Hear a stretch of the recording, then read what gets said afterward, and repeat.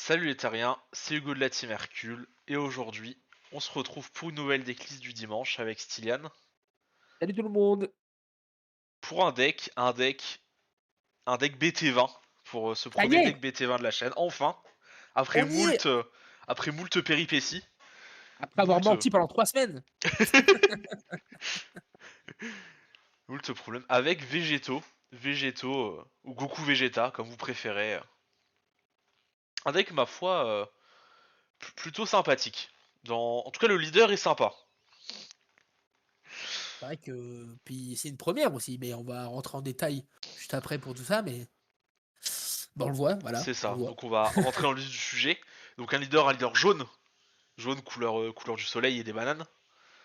Un leader qui a la particularité d'avoir 20 000 de power sur sa face non éveillée, ce qui est plutôt sympa. OK. On tape, on draw, et là on se dit, mais attends, c'est un leader, il a pas Awaken. Mais comment se fait-il, ça Stylian, qu'il n'est pas Awaken? Eh bien, parce qu'il y a un deuxième auto, Exa- justement. Exactement. Un auto qui force l'éveil au début de n'importe quelle main phase. Si vous avez 2 énergies ou plus, vous piochez 2 cartes, piochez des points de vie jusqu'à en avoir 6, et vous retournez la carte. Et en fait, c'est pourquoi? C'est parce que Végéto défusionne en Goku et Vegeta. Eh oui. Clin d'œil, à l'animé, très enfin au manga tout court, hein. Oui. Gros clin d'œil. Non, il y a que l'animé qui a fait ça. Gros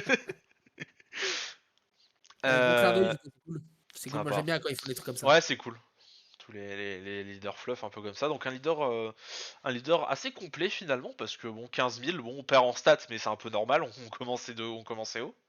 Ouais. On tape, on draw, classique.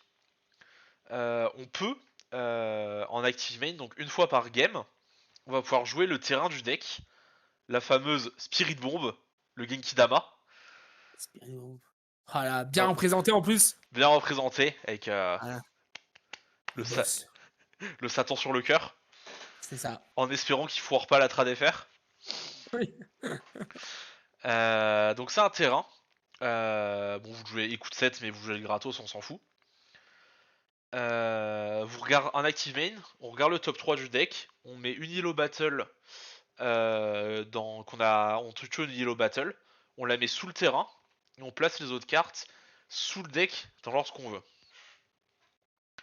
Donc déjà ça c'est assez important parce que le fait de pouvoir mettre des cartes sous le deck, ça va filtrer notre deck, mais pas forcé. C'est un peu à double tranchant parce qu'on choisit pas vraiment ce qu'on va filtrer.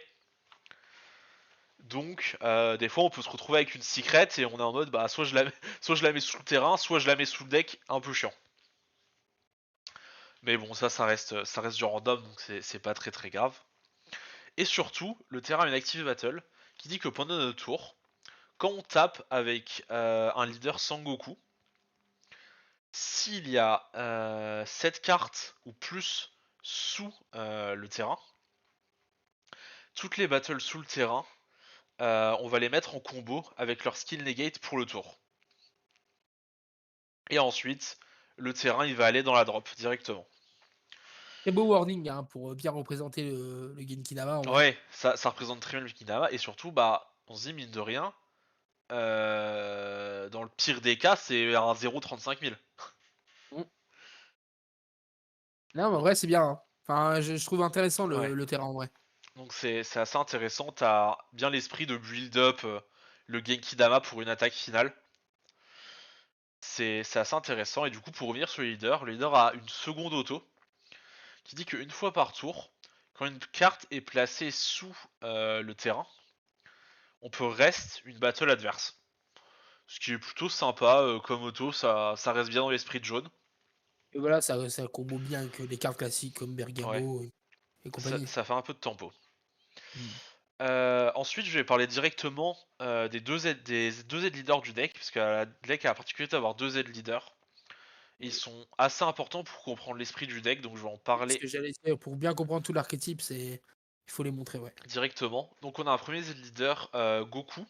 Goku jaune, donc pour deux aides d'énergie. Deux énergies et une énergie, si nos points de vie sont de 4 ou moins. on faisait des veilles. On a Z-Stack. Donc Z-Stack, je rappelle, nouveau mot-clé de la BT20. Oui. On prend donc ici un Sangoku jaune leader avec un coup de Z d'énergie de 4 et on va le mettre directement sous cette carte.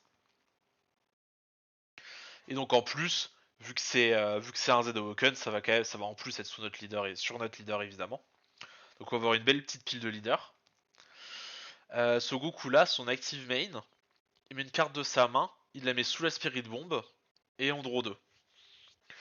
Et là on commence à se rendre compte que au final, cette carte sous le terrain ça paraissait beaucoup, mais on en met déjà un par tour avec le Z leader et un par tour avec l'effet du terrain. Mm. Donc au final ça vient assez vite. Ouais. C'est bien pensé en tout cas. C'est bien pensé. Et on a l'active main qui dit que s'il y a 7 cartes ou plus sous le terrain, on remove ce Z leader de la game et on le remplace par l'autre Z leader que voici. Et en plus on le détape. Donc ce leader là, bon il coûte 4 énergies, 4 énergies, mais on s'en fout, on le jouera jamais comme ça. Il a 20 000 de power, ce qui est plutôt sympathique.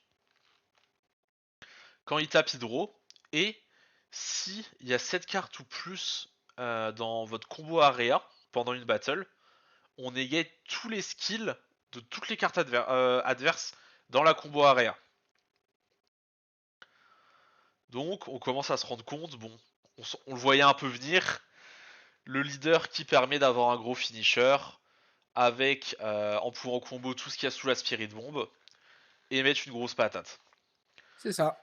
Donc en plus, bon, on va negate les super combos ou tous les effets de combo qui peuvent piocher ce genre de choses. Et en plus, en active battle, si on a cette carte ou plus dans la combo area, le leader gagne double strike pour toute la durée de la battle. Et on remove le Z leader de la game. Donc ça veut dire deux choses. C'est-à-dire que déjà, si on fait pas active battle, on garde le Z leader là. Donc ça veut dire qu'on a un Z leader à 20 000 qui peut être utilisable en défense. Ça c'est Oui. très intéressant. Ensuite, l'effet de negate les cartes dans la combo de l'effet dans la combo area, étant donné que c'est un permanent, potentiellement, si on se retrouve à devoir faire un all-in, imaginons dans une situation où vous avez déjà fait l'effet avec la Spirit Bomb, ça a pas marché, vous pouvez vous retrouver à refaire un all-in en faisant genre 7 combos de votre main et quand même negate l'effet dans la zone de combo adverse. Ça aussi c'est très intéressant, ça rend la chose assez flexible. Si on rajoute à ça le fait que quand on fait son Z éveil via la capacité du Goku base form, il va pouvoir se détape. Au final on se retrouve avec une toolbox leader Z leader très très solide et qui pourrait qui peut presque jouer une game sans euh, sans tourner spécialement autour de la Spirit Bomb et juste l'avoir comme bonus finisher en fin de game. Ouais, en fait, comme tu l'as dit au début de la vidéo, faut le Spirit Bomb, même si c'est un petit peu la clé dans le design de l'archétype, en fait, c'est juste un free, un minimum free 0,35 000 dans la game, en fait. Et le leader, il peut très bien s'en sortir sans, aussi bien offensivement que défensivement, avec toute la toolbox jaune et bleu-jaune que tu as mise dans le deck. C'est ça. Et du coup, ça me permet de rebondir sur le second point principal du deck, j'ai envie de dire. Parce que là, si on regarde le deck, c'est marrant, en fait, la plupart des cartes, on les connaît, c'est des staples. Et la réponse à ça, elle est très basique, c'est que quasiment tout l'archétype pue la merde.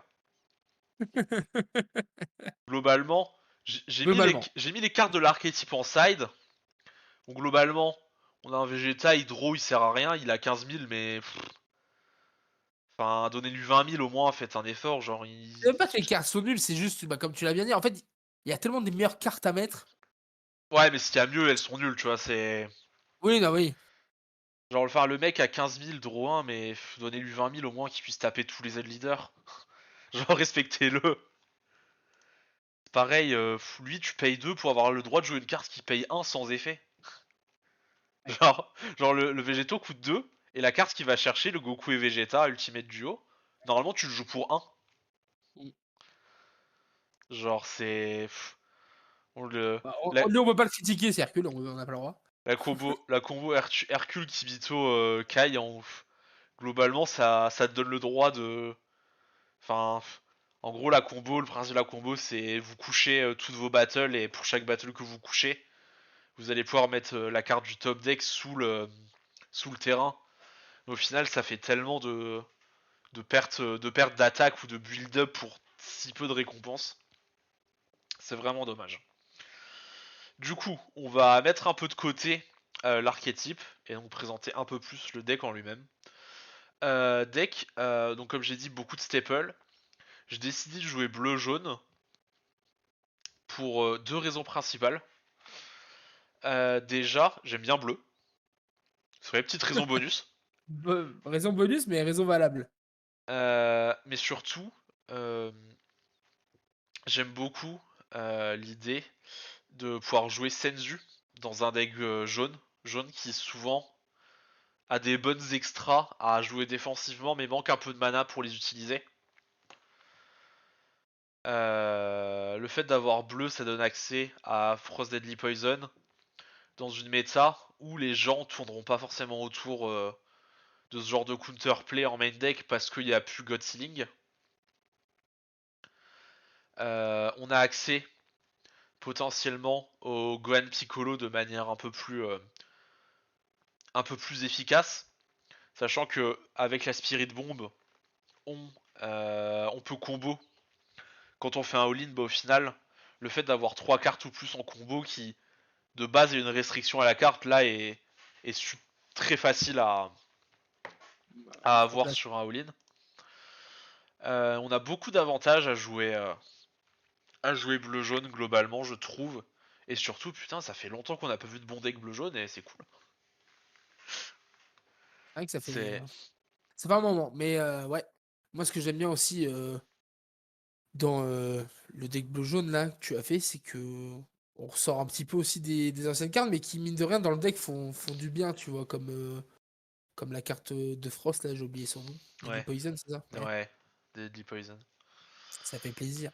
Plein de cartes. Donc je vais parler rapidement des combos dans le deck, et après je présenterai un peu plus en détail les nouvelles cartes. Effectivement, les staples jaunes, bon, voilà, Bon, on les connaît. globalement les staples on les connaît tous, Mmh. mais on a le combo Slug à 1, Slug à 3. Joue 3 Slug à 3 et 2 Slug à 1. Le ratio peut paraître un peu bizarre au premier abord, mais vu que le Slug à 3 on peut le défausser pour jouer le Slug à 1 depuis le deck, au final ça équilibre un peu le ratio.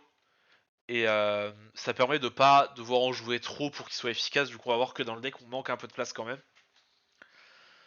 Au niveau du jaune, on a évidemment toute la toolbox Freezer, Stop Turn, avec les extras.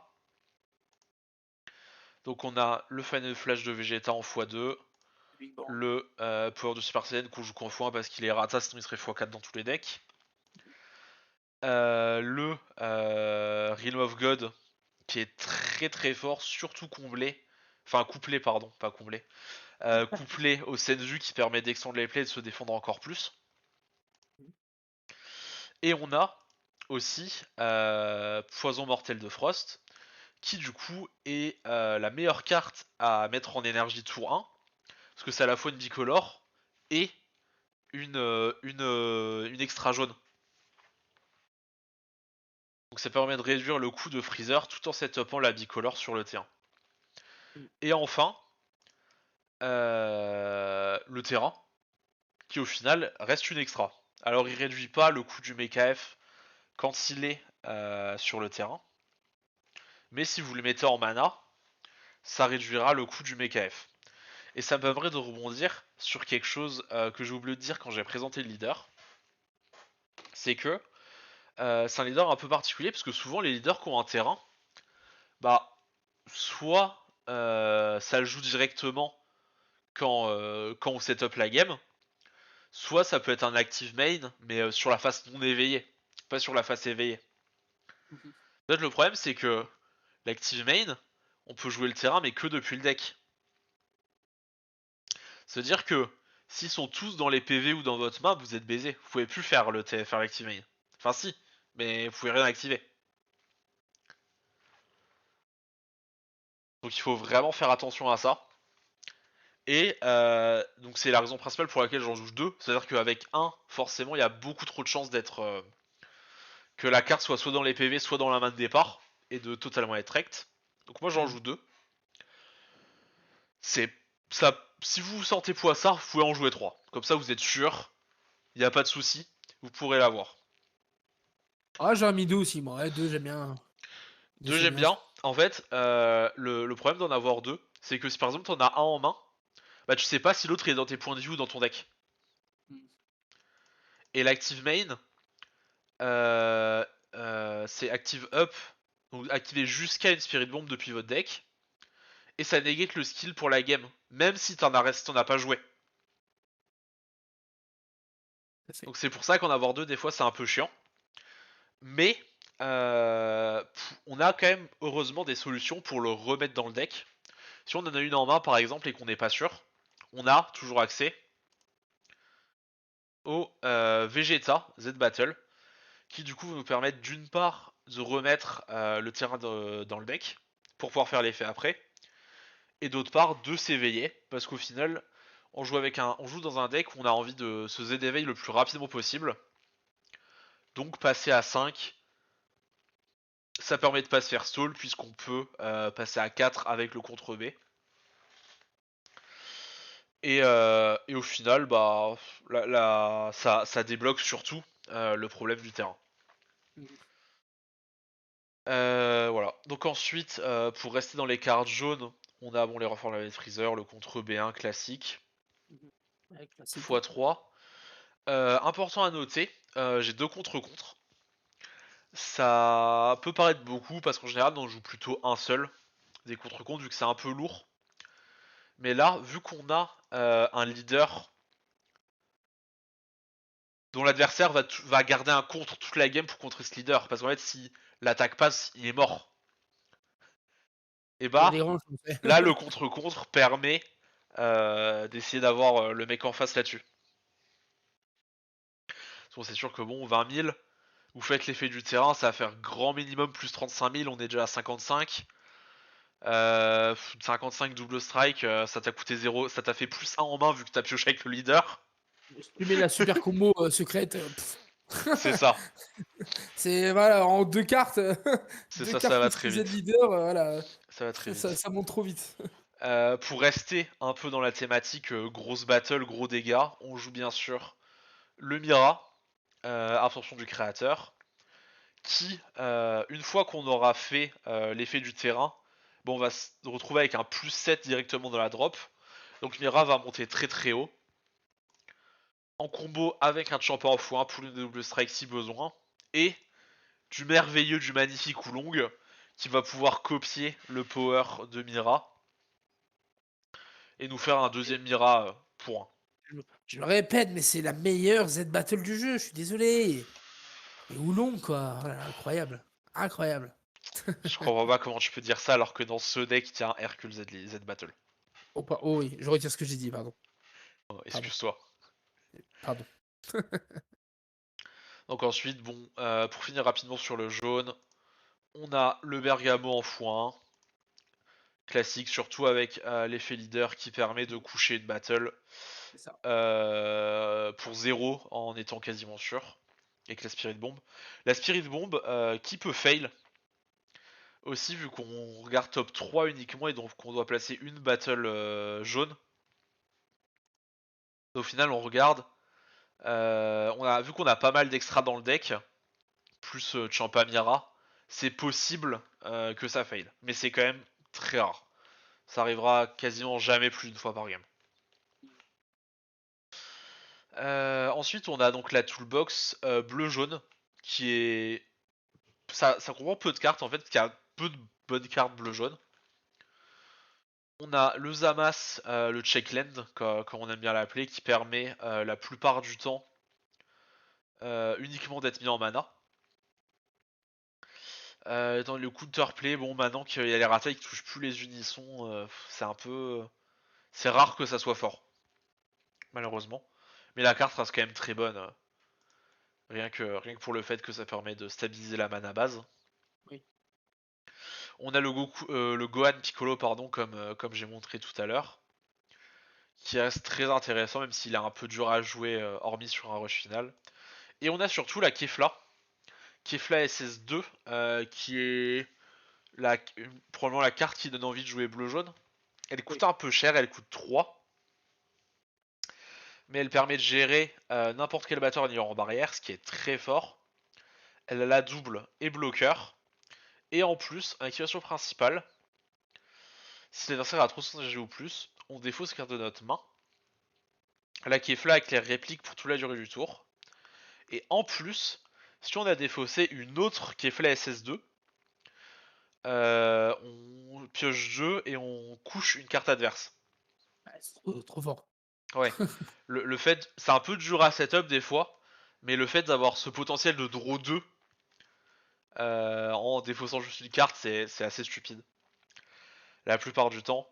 Et le fait, bah, forcément, qu'on joue des Senzu, ça permet d'avoir d'avoir un peu plus de mana pour pouvoir faire cette apparition pendant le tour adverse potentiellement. Si on sait que c'est un deck qui a rien pour la gérer ou qu'il est full tap. En fait, ce qu'on constate directement là dans le deck, c'est que de prime abord, c'est un deck qui a besoin de préparation, mais dès qu'il est lancé, c'est ultra agressif en vrai, hein. Ouais, ultra Ça agressif. ça peut très vite devenir lourd pour Ouais. l'adversaire à subir, hein. C'est jaune, donc on a beaucoup de solutions pour tout. On a du drop 1 qui pioche, on a du slug pour contrôler la main adverse, on a toute une tripotée de cartes pour coucher les battles adverses, on a du stop turn,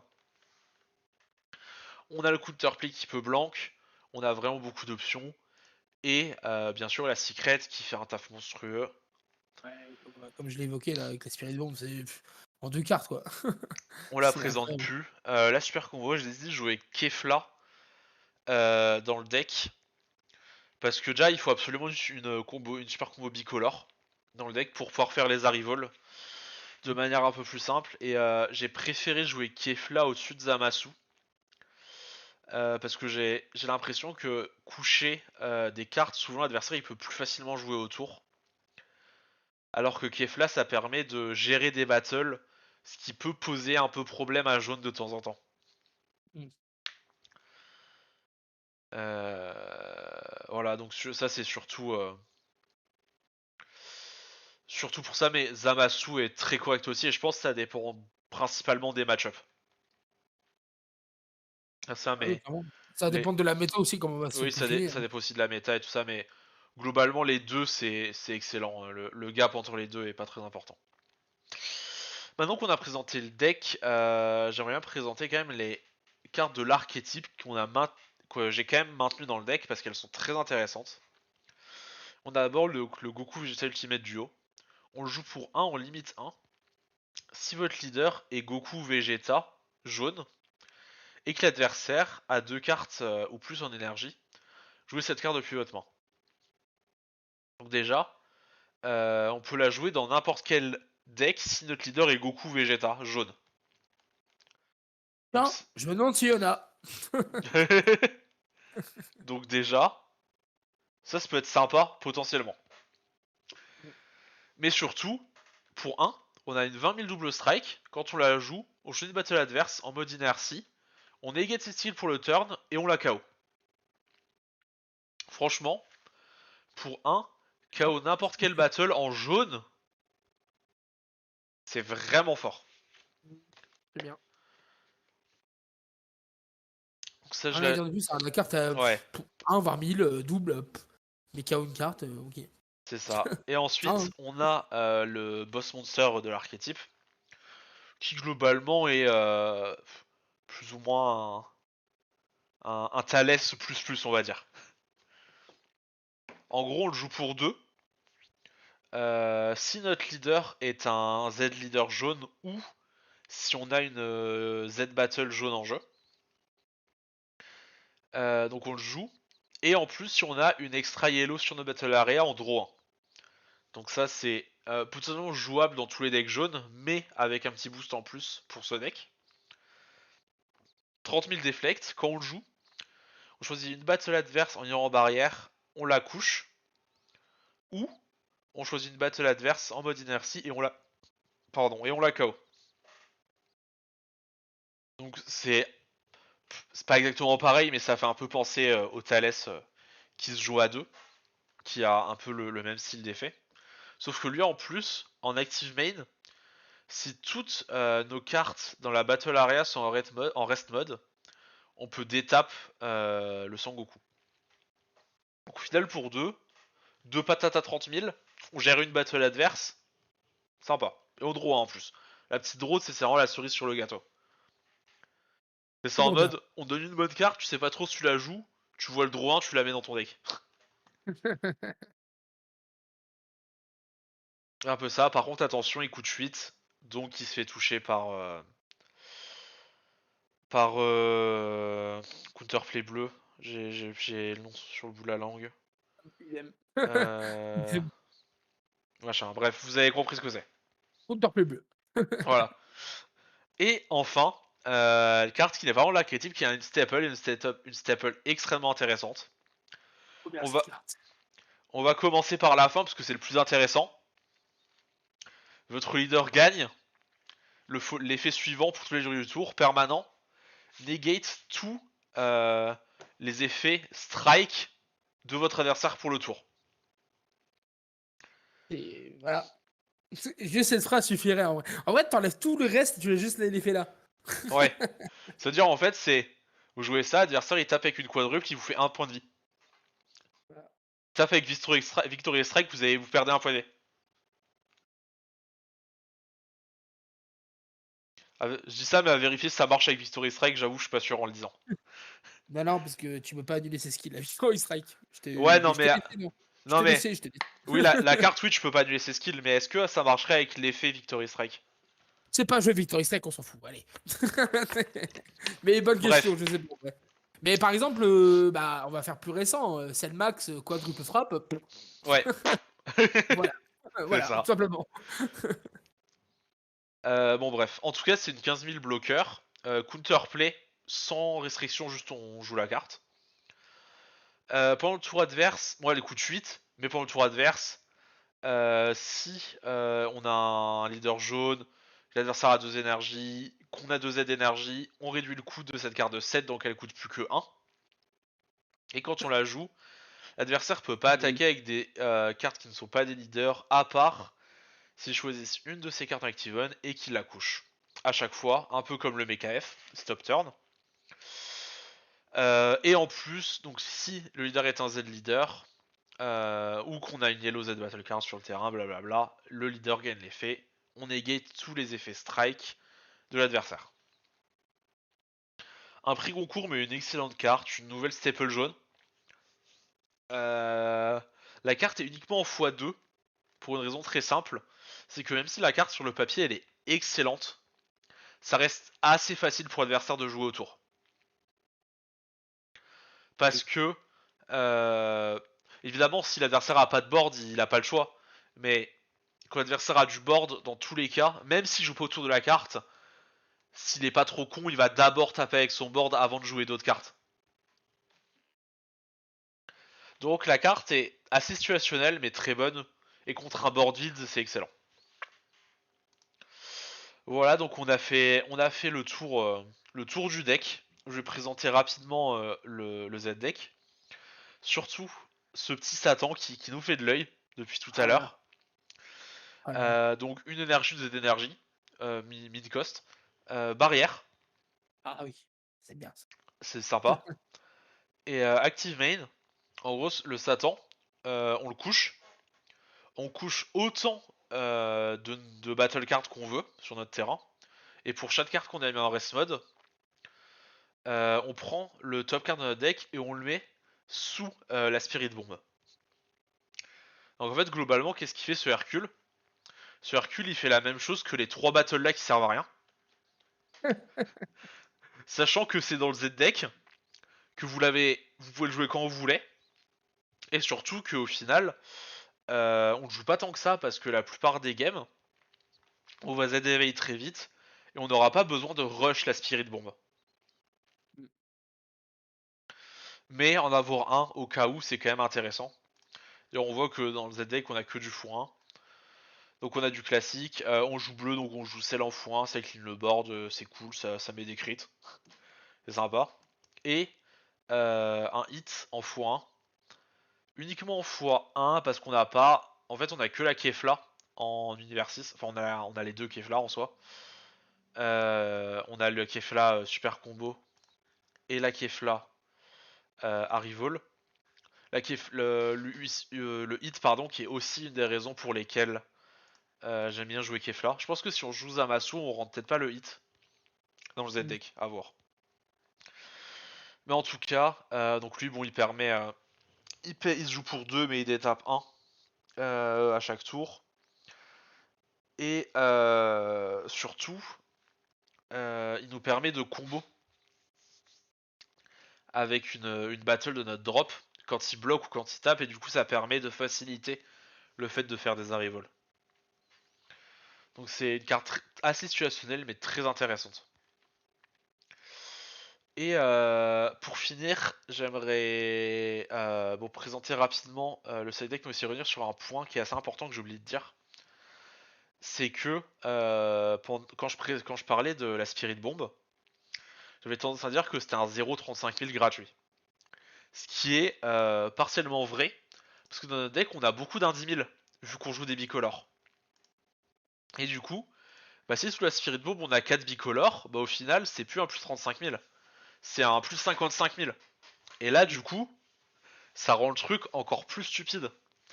D'où l'intérêt aussi de jouer bicolore et d'avoir un peu plus de 1 10 000 que dans un deck normal. Et bon, pour finir, je vais présenter mon side deck, je présente rapidement les cartes de l'archétype, mais surtout deux cartes qui sont très intéressantes dans le deck et que j'ai pas rentré. C'est le Goku Steadfast, le contre mise en jeu. Honnêtement, la carte est excellente, j'ai rien à lui dire, mais juste j'ai pas trouvé la place. Mm. La carte est très forte et je pense que dans une méta où suivant la méta, on peut peut-être cut les Basiles pour mettre ce Goku là, on peut peut-être cut les Slug en se disant ouais Slug c'est cool mais il se prend Black Smoke maintenant donc est-ce que j'ai vraiment envie de le jouer?